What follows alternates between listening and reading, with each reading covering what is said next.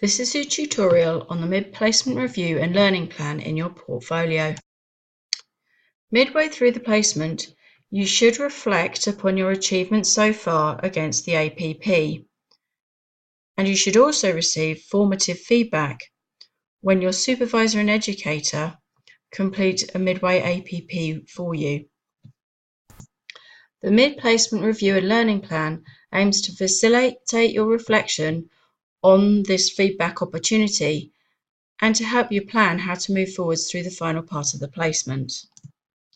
Please give careful consideration to each of these questions.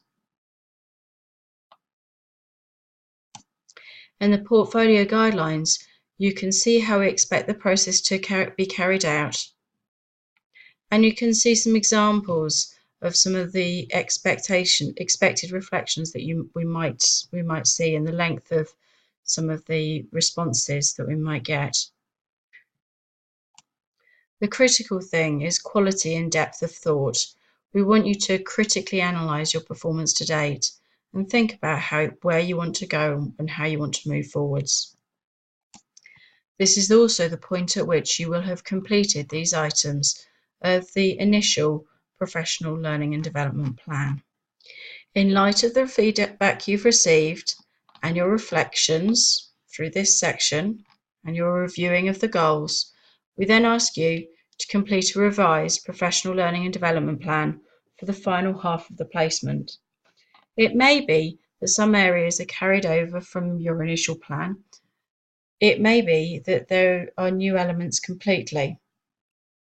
Again, you identify 3 areas to improve, some SMART goals and learning strategies. And at the end of the placement, you will review these. Again, the APP and the APP strategy document could be useful resources. It may be that there have been new barriers that have arisen, potentially arising from your placement or the environment that you find yourself in, or your reactions to it that you hadn't expected. It's important that if there are any barriers arising that are limiting your learning, that we try and limit the effect of those barriers. When we are marking your mid-placement review, the areas that we are particularly looking at are your ability to assess your own performance.